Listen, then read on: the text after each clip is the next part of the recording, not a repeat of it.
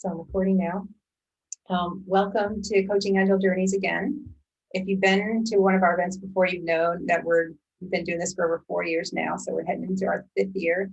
And that's really exciting for us because with all the folks joining, that tells us that we have events that resonate. So we're so grateful for your participation today. Thank you. I met Mark a few years ago, and we were in a class together, and we've been staying in touch ever since. And Mark was an original contributor of Open Space Agility book. And if you haven't read that, you should definitely pick up Open Space Agility. And then in 2018 has written the Inviting Leadership book with Daniel Messick. And so Mark is here to share some of the knowledge that comes from that book and talk to us about great invitations. So without further ado, I'm going to turn it over to Mark. Thank you so much for sharing your knowledge with us today. Oh, great. Thanks, Heidi, and welcome everyone. I'll tell you a couple of things. One is the clock behind me on the wall is there for my benefit and for yours. It's just so we can mark the passage of time. It is set to Eastern time in the US. I know we have people from all different time zones. The main thing that will be helpful during this session is the minute hand. So just pay no attention to the hour hand, and we'll all be in sync. Also, I'll be sharing some cards, some drawn cards, and you may want to switch to speaker view. Most of them are pretty easy to read, but some of them have some little letters. It'd be easier to read with a speaker view. So thank you, Heidi. Thank you, Isaac. Thank you all for being here. As Heidi mentioned, Daniel and I did write the Inviting Leadership book in 2018, and this is what it looks like. We actually have a day-long class that covers all of the topics that are in the book. Today we don't have quite as much time, so I'll actually be focusing on a couple of the highlights, and then as we go, we may meander into some other areas as you have questions that may come up. Please feel free to post your questions into the chat as we go along. Heidi and Isaac will be watching the chat and helping cue me to addressing those questions. You'll notice a theme today, and that theme is this: that inviting leads to decision making, and decision making leads to engagement. When people have an opportunity to make a decision about how they're working or about anything that affects them, when they decide to participate, then they're much more engaged, much more participating, much stronger. According to Gallup, the people who are involved in and enthusiastic about and committed to their work and workplace, that's what we mean by engaged. And according to Gallup and their research, it's what about 70% of workers in the US are not actively engaged. So whatever we can do to increase engagement is a great thing. We can get tremendous increase in employee satisfaction, in work produced, and so forth. So what do I mean by invitation? It's this. An invitation is merely offering someone the opportunity to go somewhere or to do something. And it's an opportunity. It may be declined. The recipient may say yes or no. And if they say no, there are no negative consequences. How many of you are here today against your will? You can raise your hand or post in the chat if you're here against your will. Hopefully no one. Hopefully you were not compelled. You actually chose to be here. And the posting that advertised this session was crafted as an invitation. And Heidi, you did a great job of making it be that way. And also, we know when people have accepted the invitation that there's at least something about the invitation that they liked, that appealed to them. So thank you for coming, and I hope you find this to be a wonderful use of your time. I'll tell you a little bit of history about my involvement with the concept of invitation. As I was growing up, my parents, within our family, we had a pattern that looked something like this. When my parents wanted me to do something, they would use the word let's, L-E-T apostrophe S. That meant I was going to be doing it. There was no plural involved here. There was no invitation. It was a command, and it was going to be me. It was just worded as if I had a choice or if we were going to be participating. Well, in 2014, there was a Scrum Coaches Retreat in Raleigh, North Carolina. And right before that, there were some spaces that opened up in one of the pre-retreat workshops. I read the abstract and I thought, man, this just sounds really, really interesting. I want to go. Well, as it turns out, that was Daniel Mezik's first class in the US, or actually it was the first class of open space, what became open space agility. And there was a tremendous thread running through that entire class about the importance of invitation. And that really resonated with me. And since then, I've been working with Daniel.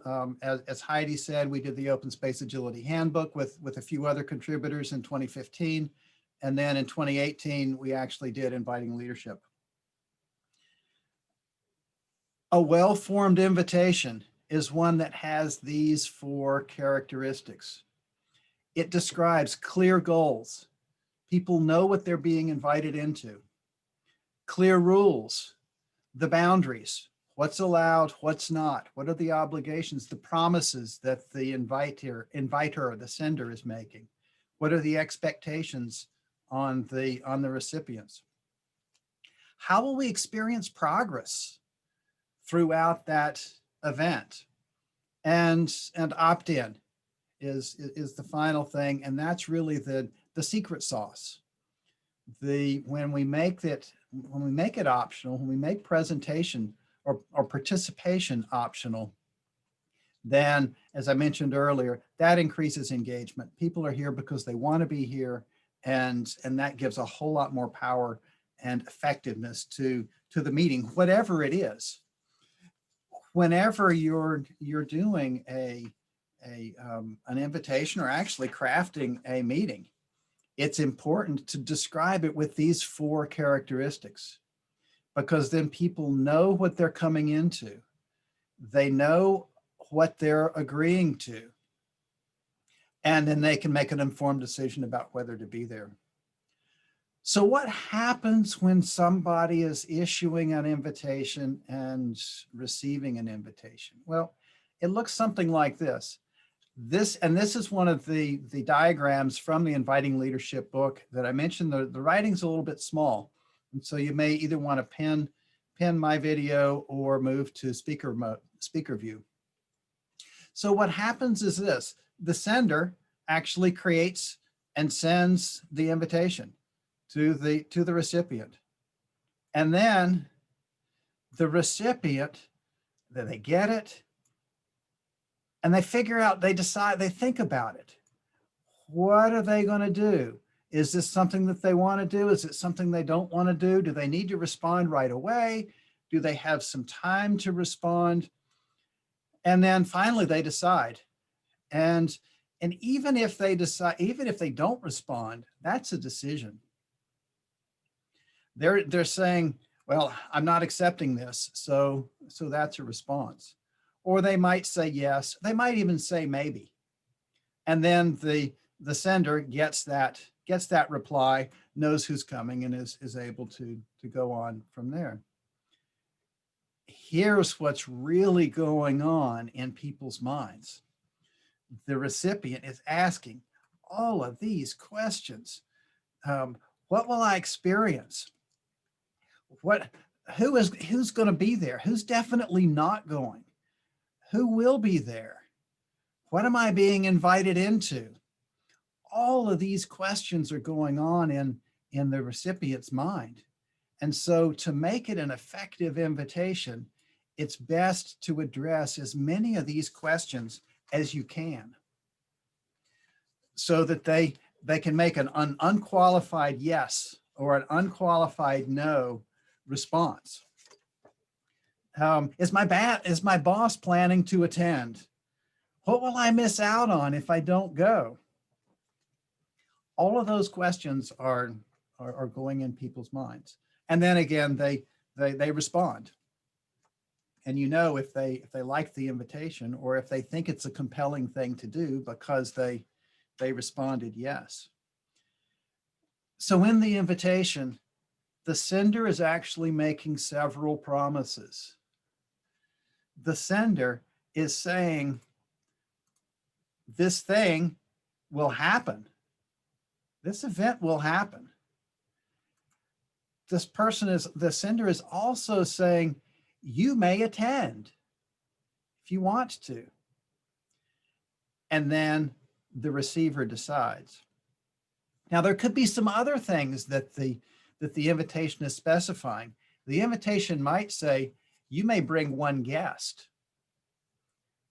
It might say, please let me know, respond by noon on Thursday, so I'll know whether you're coming or not.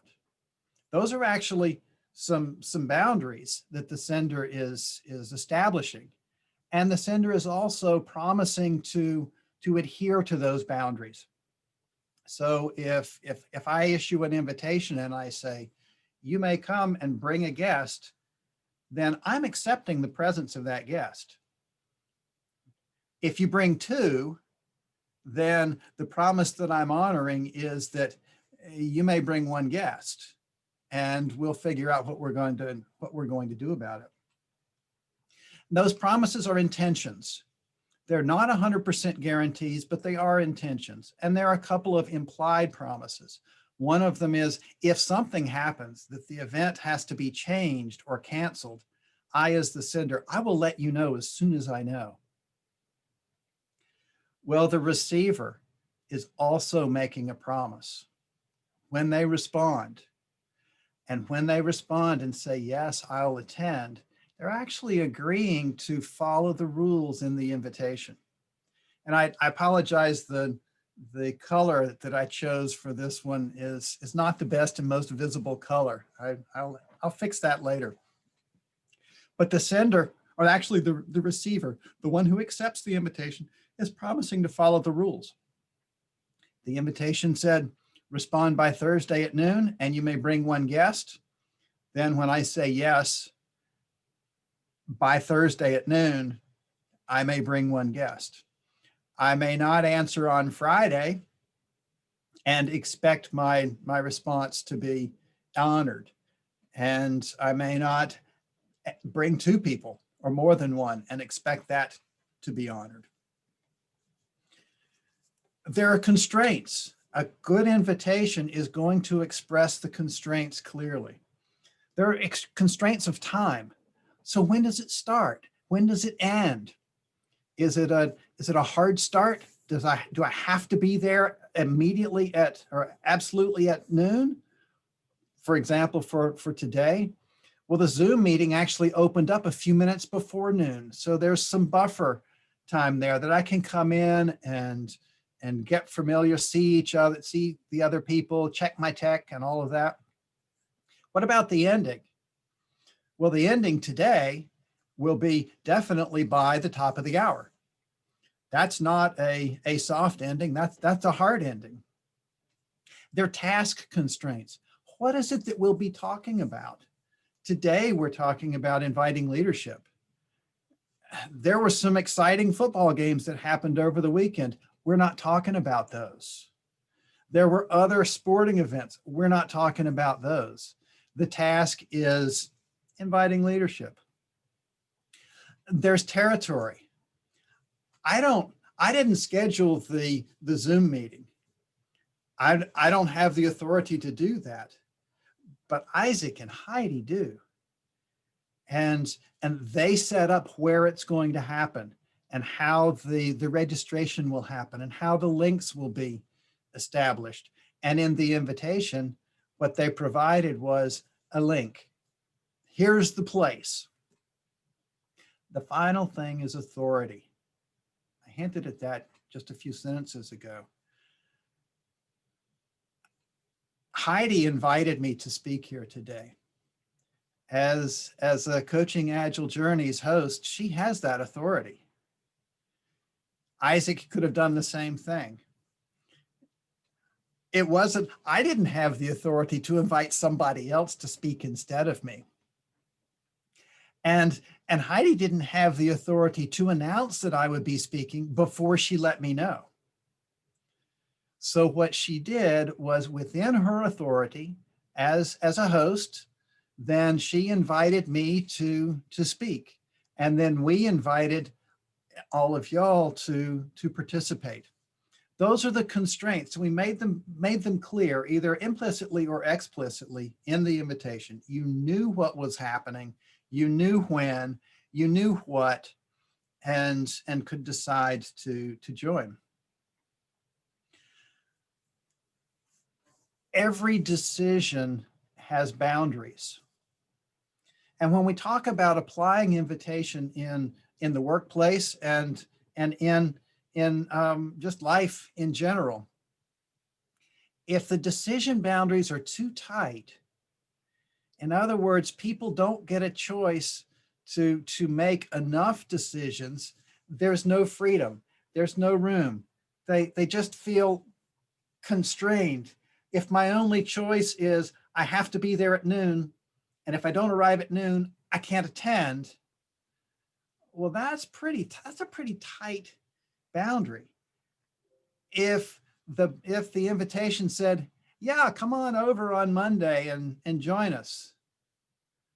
Well, that's so loose that there's too much that I have to decide in order to choose to be here. When the boundary is just right, there's enough constraint around what's being described, and there's enough room for me to make some choices. I noticed some people were here before noon. Others arrived after noon. Fantastic. You were able to make those decisions. When our children were little, my wife gave a fantastic example that I really liked about right-sized boundaries. Shortly before supper, she would say to our children, especially when they were little, do you want green beans or spinach with supper? Notice the boundary there. The boundary was, you will eat a vegetable for supper. The decision-making rights were, will it be green beans or will it be spinach? And what we found was that reduced the complaining around supper time, because the constraints were very clear. It also taught the children how to start making decisions for themselves. And just starting with that and having that attitude of teaching people how to be able to make decisions for themselves it's a long process. It certainly was for us with our kids, and yet they have gotten to the point, developed to the point where we know they know how to make decisions. It's all from practice. So an effective invitation, we've already talked about the structure. It has clear goals, clear rules, a sense of progress, and opt-in. The content is worded in a way that we have made it clear, attempted to answer the questions that may be going on in the person's mind, in the potential recipient's mind. So they have enough information. They can give informed consent. or they can decline because they had good information. And the third thing is it's more of an attitude. If the invitation has an attitude of curiosity, I wonder whether you'll be there, instead of you have to come. That attitude of curiosity actually makes it even more inviting and more friendly to the recipient to be able to say, oh my goodness, the person who's inviting me really cares whether I'm there, cares whether I want to be there, cares that I'm able to decide for myself about whether to attend. Having that attitude of curiosity that's a whole other many-hour discussion. But try to infuse that tone when you're making an invitation, and when you do, that will lead to the invitation being much more effective. So here's an example, a sample invitation. I'm inviting you to dinner next Saturday. We're planning a group of 8 people. It's at my house and starts with beverages about 6:30 p.m. We'll sit down at about 7 p.m. and enjoy a 5-course meal and several kinds of wine.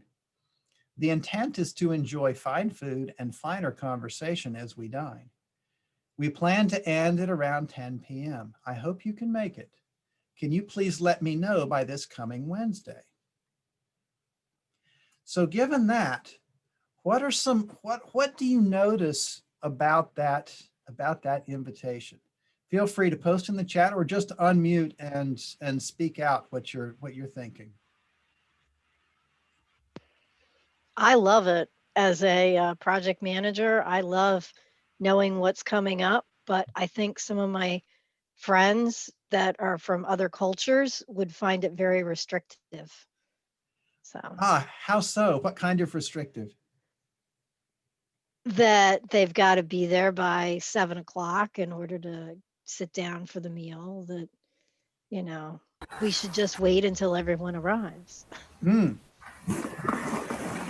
so knowing the audience, knowing the people that you're inviting may influence how you write the invitation. So for example, we might say between 6:30 and 7, we'll have some beverages, and then when we're ready and enough people are there, then we'll move into the meal, for example. What else? Does anybody notice anything else? I see in the chat, lots of alcohol is involved. So what would that do to how would you write the invitation? Tom?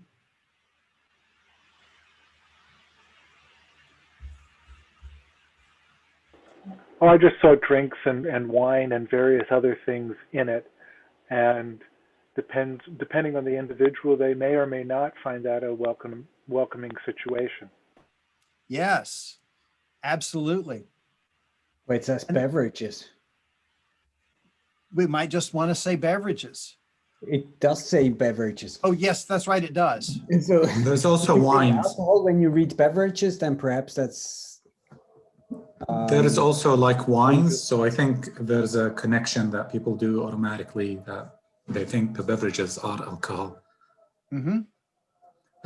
I think it doesn't say who's the group of people that are attending, and because on dinner, what kind of conversations would be had depending on the people. Yes, that's right. And so what we may want to do is tighten that up. And it also and Mark, Robert. Oh yeah, I was going to say Robert had a great comment in the comments. He said that when the inviter and the invitee share a culture, almost everything in the invitation is superfluous. But I think maybe meant to say implied, right? There can be a lot of implied based on culturally, do we always have wine when we have dinner, right? Or do we, and I think that's a really interesting point, that culture can be some of that implicit context. Yes, thank you. Thank you, Robert. Yeah, And this is Sunil, and just to say, somehow I love this one. It helped me decide I want to go there or not. Yeah, it set very nice expectation. What will be there? What will not be there? And by Wednesday, I'll confirm I'll be in or out. mhm. But yes, it had load of things. It doesn't tell me which one. Will it be red wine or white wine? It doesn't tell me what is agenda, like is there any some specific discussion we'll be having or not. So I will say depends to whom we are sending. Mhm. Depend upon audience. If we have done audience profile well and intended for those audience profile, fantastic. But if it is open for anyone, I will say need to think again. Yes, and Sunil, thank you so much for that. And that actually brings up another point, which is an invitation. Also, it appeals to some people and it will not appeal to other people.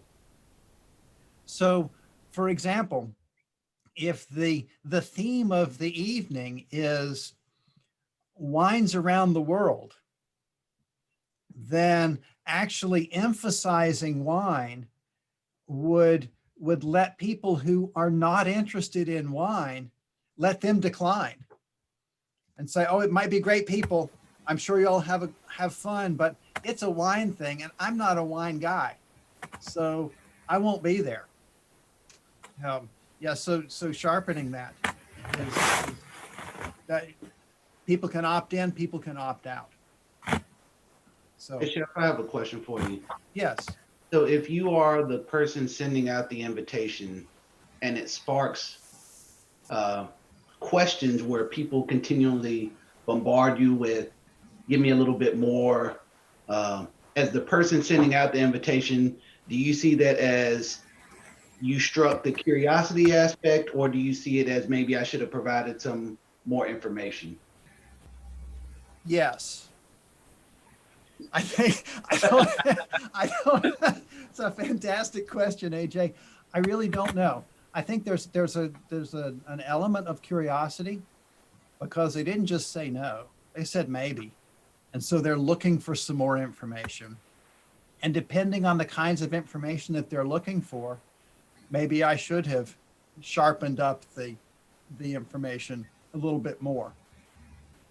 Excellent question. So now what I'd like to do is give you an opportunity to practice with each other. This will involve an invitation to breakout rooms. And shortly, Isaac will actually issue you an invitation to go into breakout rooms with about 3 people each. So you'll have the opportunity to each person will have an opportunity to create an invitation, to invite one of the other 2 in your group to go somewhere or to do something. And do your best to cover these 4 types of information that I've just posted in the chat. You want your invitation to include clear goals and clear rules and a way to experience progress and opt in. And after the first person has issued an invitation, then just rotate around in your group. So let's do 5 minutes for that, Isaac. And before Isaac issues that invitation, are there any questions about what this activity entails? I just want to say, because I believe I forgot to say it, if folks don't want to go into breakout rooms, you can feel free to stay in the main room and we'll have a discussion here. So we'll have a similar conversation. So don't feel like you must hop in if you don't want to. And I know that puts a little bit more work on Isaac re-leveling the rooms, but we don't want to feel anyone imposed to go into a breakout room. Yes, thank you, Heidi. All right. And I'll mention too, this is going to be, and as opposed to automatically moving you into the room, you have to make the actual decision. You'll get the invitation, but you'll have to say, I want to go to the room yourself. So if you don't click on that, you won't go to the room. If you end up in a room by yourself, give me a bit of time. I will do some releveling, and you won't be alone. So just stand by and we'll get that balanced.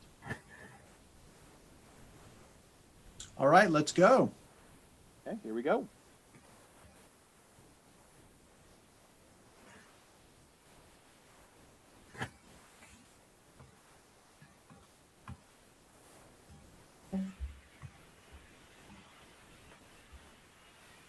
Well, folks are joining or not. Thank you so much, Mark. I found it really interesting that folks had a different perspective on if it was even specific or too specific. What if it was in their culture? Maybe that was too specific, and that would have constrained them. Yes, yes, and an invitation that has too much, quote, unnecessary information because we share the culture could be perceived exact oppositely with other folks. It really helps to know your folks and helps to know the audience. Absolutely. Yeah.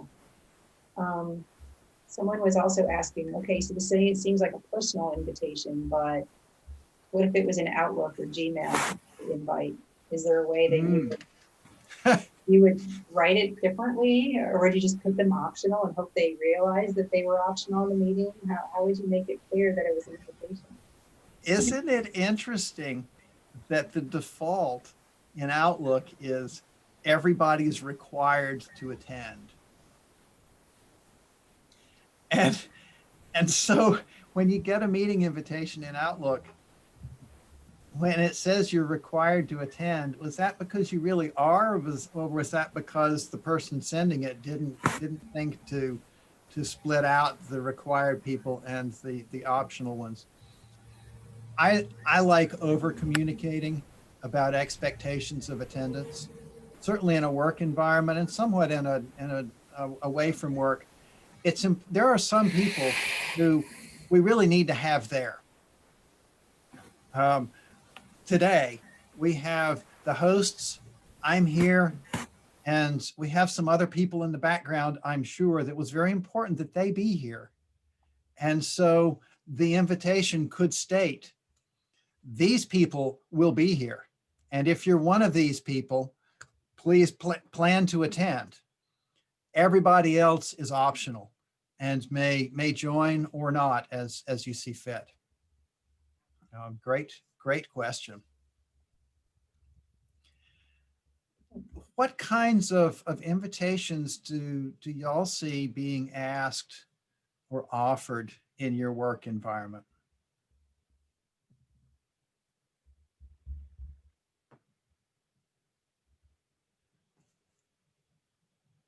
I've been asked to speak at events through work, or even co-host a podcast, those kind of invitations, and they are not really outside. I mean, they're outside my sort of day-to-day stuff.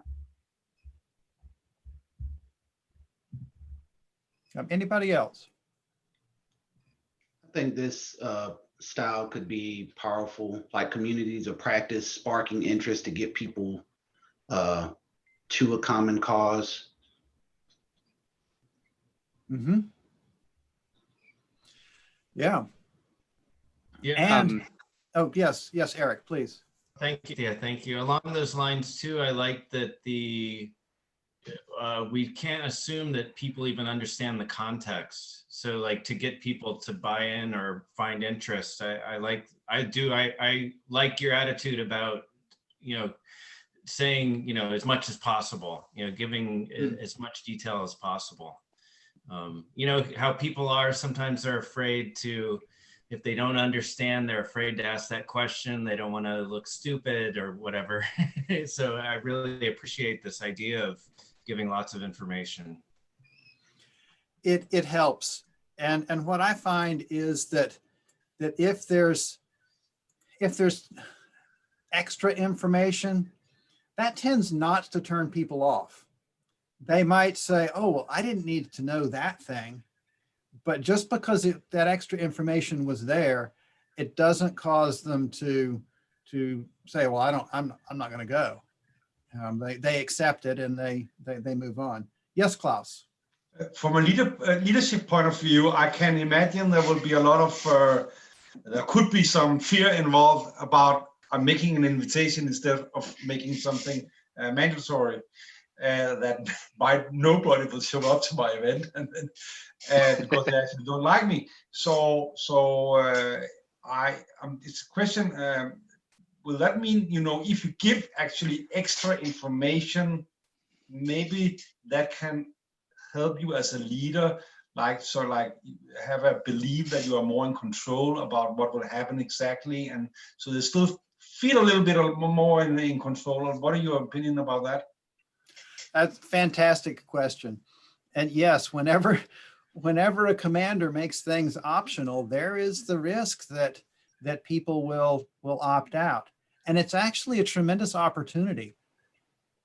It's an opportunity to find out who's really interested in being there, who really wants to be there. And if a large number of people decline the invitation, if you issue an invitation and the invitation that you've given, and welcome back, as I'm seeing people coming back from the breakout rooms, Klaus had just asked a question about when a leader who's used to giving commands makes a meeting optional, then that's kind of risky.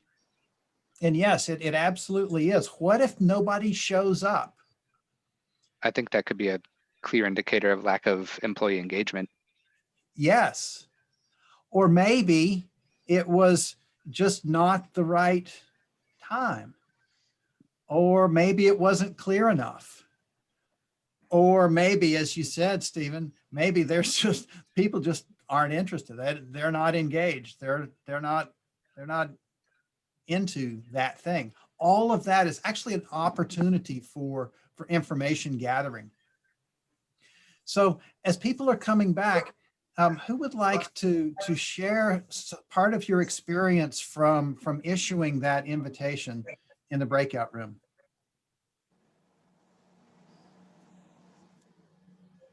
I can start with if everyone Sure. is fine with.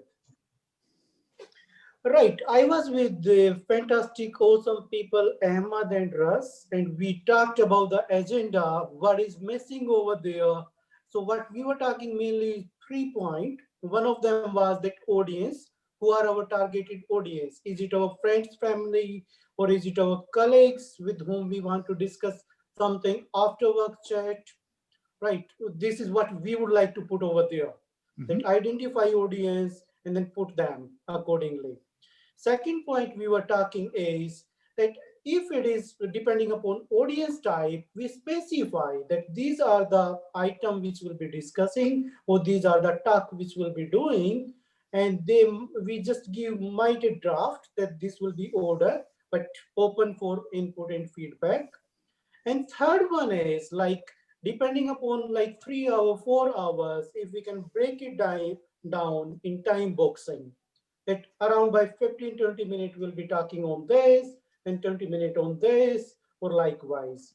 And if there is, you can say happy hour after this, or how it is. So those things, specifications. So these 3 things we were talking about to put.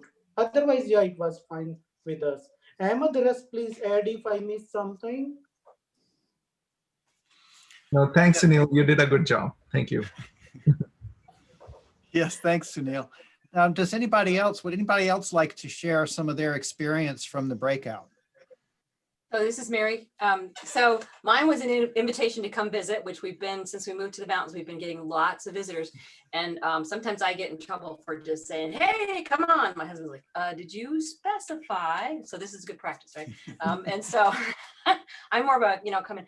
Mine would require conversation. Mine was very like kind of, but I kind of tailor it to what do you want to do when you're here? But they asked me really great questions, the two gals that I had in my room, in our room. What do you want to do when you're here? Or who's cooking? I'm like, whoever wants to cook. You know, I'm so much more, I'm like very flexible about how it goes. But my husband likes to know, so it's in you know, respect of him, I need to be more specific about, you know, some of the guidelines and so forth. So, and how long, and they want to know, how long can we stay? 2 months? And I'm like, well, actually, yeah. So it's kind of my personality, I guess, showing in that it's just kind of flexible and go with the moment kind of thing. It's interesting in our room, we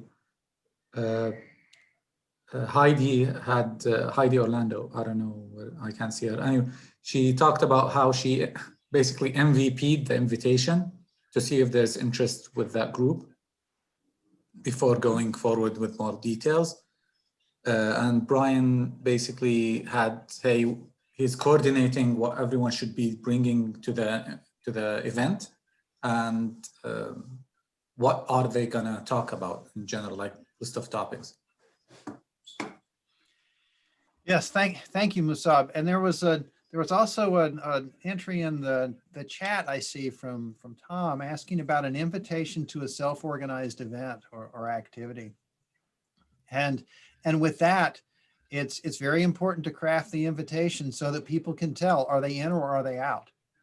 And providing some additional information about what the needs are, and where are some areas where that need to be filled so that people could opt in or opt out into that.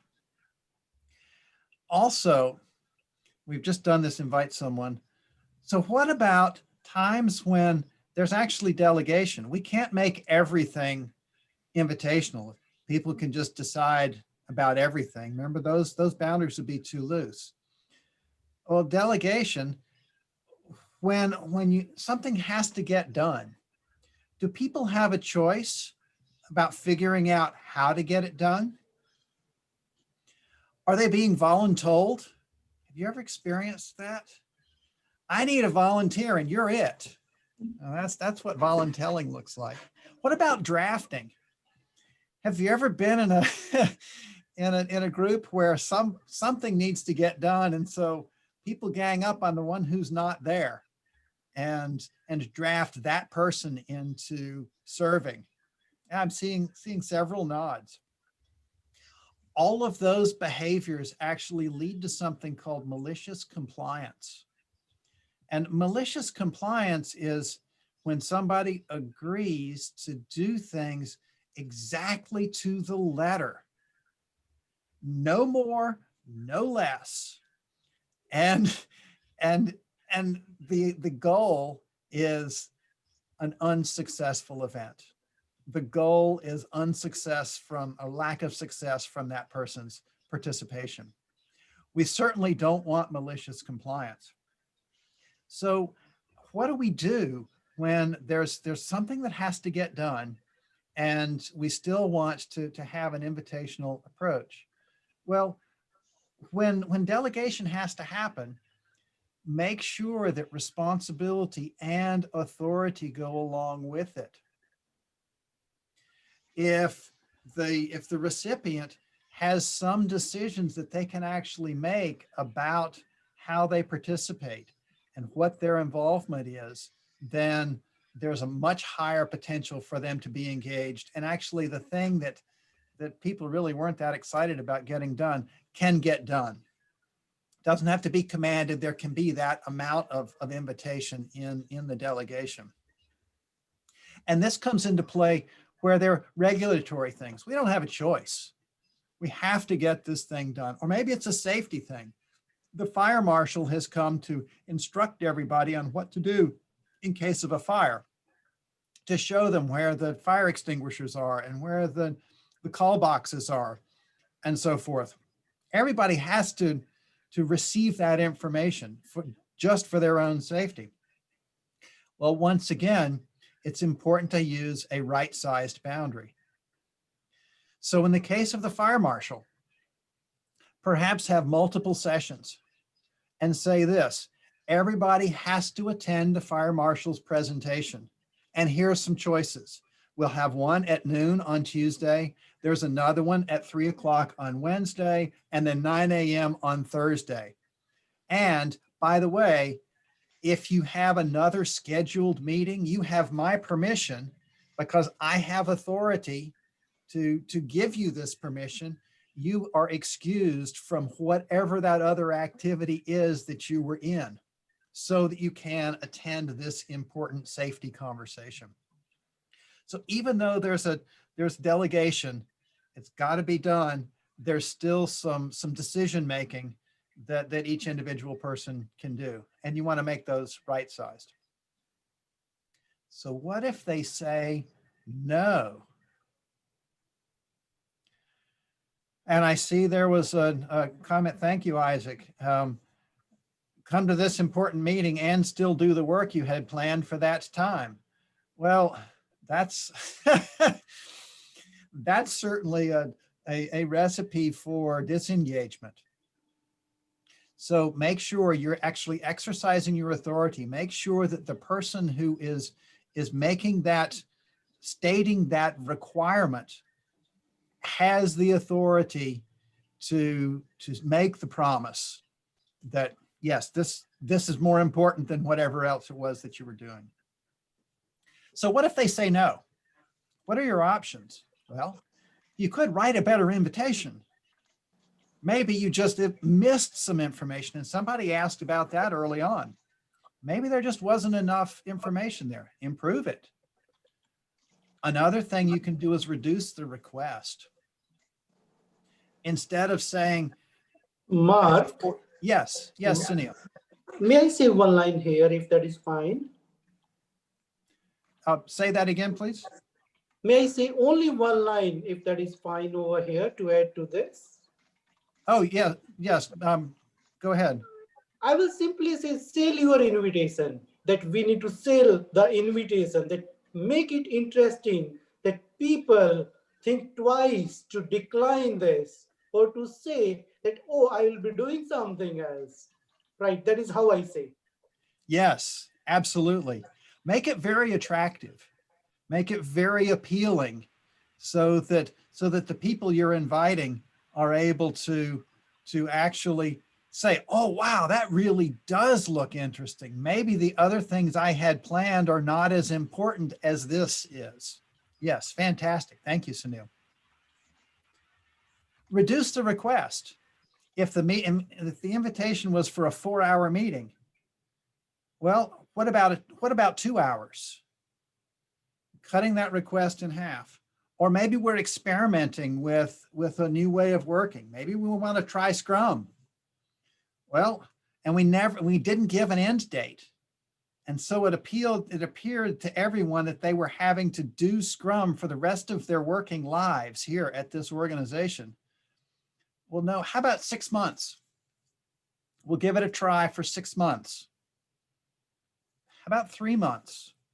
Notice what I'm doing. I'm reducing the request by half until we get to the point where it's clear that they're not willing or not able to do that experiment. And the third thing you can do is ask this question: what would have to be different for you to be able to attend? I was coaching a Scrum team recently, and the time for the daily Scrum was not good. It just wasn't fitting well into the workflow of the team. And so there was a proposal to have the daily Scrum at 8:30. And 3 of the people on the team said, oh yes, that's fantastic. And there was one in particular, and a couple said, yeah, we could do it or not. But then one said, no, absolutely not. Well, then the question I asked was, so what would have to be different? Well, as it turns out, this person takes their child to school every day. And that's 30 minutes away from work. And school is, they arrive at school at 8:15. So the earliest that the person could get there is 8:45. Okay, so now we know. What about 8:45? We have uncovered the barrier, and been able to remove the barrier. And then the person said, oh yeah, sure, I can be there by 8:45. Let's do that. So when the answer is no, you don't know why unless you're actually exploring. So now we just have a couple of minutes left. We're coming up on the top of the hour. And so I'll open up the floor to any questions that you have or comments that you would like to make.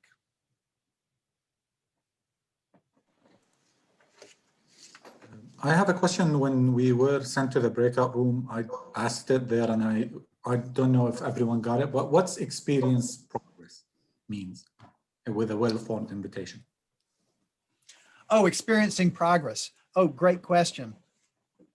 So in the dinner invitation, how will we know we're making progress toward meeting the goal? And the dinner invitation mentioned a 5-course meal. So as we're working our way through the meal, we have each course, we can see after the 3rd course, we're probably about halfway through. And there's still 2 more courses left. So each person can decide how much they want to eat during this course and save room for a later course. Or in a meeting agenda, there might be, we have 5 topics. And so as we address each of those topics, then everybody can see, okay, we're about this far through, or we're near the end. And also with the clock I have on the wall, if I can point to it, there it is. We can actually see progress happening because we know this meeting will be over by the top of the hour. Does that help, Nisab? Yes. Fantastic. Are there any other questions or comments? Yeah, Mark, I've got another question as well too. So I put in the comments that the cultural concerns are very real. I know that my wife grew up in a completely different place than I do. My job is very different. So I like to be concise. We need to get the information out there because we're trying to get work done.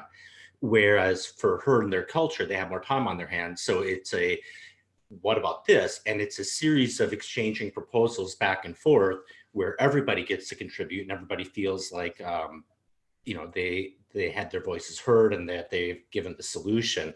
So it seems like that might be something to take into consideration, but also even using some of the structure that you have to be able to say, I'm going to put a proposal out there and here are the areas that I'm going to identify should be addressed. Here's a straw man, let's beat that up. And then I'm guessing your point is that you still have the structure in there and we're allowing for people to make those changes. But at least we know that we're at least hitting on all the main points that we need or answering the right questions. Yes, absolutely, Dustin. And great, it's great to see you. Thanks for joining us. Yeah, thank you. Yes, and the invitation could be an invitation to create an invitation. There was a question earlier about inviting people into a self-organized event. And that could be a multi-stage thing. And invite a cross-section of people from the target population to craft the invitation that will be compelling and interesting and clear and relevant enough to the invitees that they can make a good decision one way or the other. I experienced something. Oh, go ahead. Go ahead, please. Go ahead. Okay, so I was just going to say I experienced something similar to what Dustin did at my last job. I was trying to invite people to meetings and stuff and try and figure out a time in person, and people would be confused when I did that. And eventually someone was like, we don't really do that here. Just look at someone's calendar and drop something where you see free time and they'll say whether they can attend or not. Mm-hmm. So even just like that, how you provide an invitation can differ in different cultures. Yes. And often what I've seen in cultures where people invite others, just drop things onto other people's calendars, it's very important to make it clear whether it's opt-in. Yep. Or are you forced to or expected to attend that meeting? Yes. Thank you, Stephen. Mark, I have a question. Yes, Ahmad. My question in regards to writing your goals or agenda items for a meeting, right? Mhm. In your past experience, at one point you said that the meeting invite, the shorter and simple, the more better and receptive it would be. But when you're writing the agenda items, do you, from your experience, when we're dealing specifically with leaders and making sure that our acceptance rate is higher, should we be writing it as a conversational style items, or should we keep it very high level and abstract and let the meeting pick up the flow on that, right? What would your thoughts on that would be? Fantastic question, Omad. And my answer is it depends on the culture and it depends on the expectations of the people. High ranked people in an organization, the executives, their time is so valuable that they need to be able to read it, see if they're going to, if it resonates with them, and make a quick decision and move on. So for them, it's just going to be very brief, bang, bang, bang. For other people who perhaps have more time or more interest in a more conversational approach, then I would make it more conversational, but it just depends on the audience. Okay, sounds great. Thank you. Mark, Ahmed, just to add quickly, I tried one thing in this. I tried my agenda to be as elevator pitch. Mm-hmm. So that is what I did in invitation. That's it. Just create an elevator pitch that just 4 sentences and they decide they want to be there or not. That is what I tried in past. If you would like to try, that has been helpful for me at least. Thank you. Yes, thank you. Well, I see we're just about out of time. And so I'm going to hand things back to Heidi. And I thank you all for joining, for engaging, for participating. And so Heidi, take it away. Thank you so much. Yeah, I just wanted to share, please, if you enjoyed this session, we're so happy. Feel free to send us any feedback, follow us on Twitter, or link with me on LinkedIn. Anyone else who wants to connect, if you want to connect, feel free to post your profile in there. Our next event is Red Team Thinking. And I just pasted the Eventbrite link in there so you can click there and easily register. And I hope to see you there and at some future events. I'm so glad that you were able to attend today. Hope you got value out of it. Great. Thank you All so right, much, yes. Mark. You're We welcome. appreciate Thanks, it everyone. so much. Thank you, Mark. Thank you. Great session. Thanks for sharing. You're your welcome. Until next time. time. Yes, hope to see you all again next time. Thank you all. It was good to be here. Thanks, Thank you. everyone. Have a fantastic Excellent. day. A truly Bye-bye. international audience today. Hi, everyone. Yeah. Bye-bye.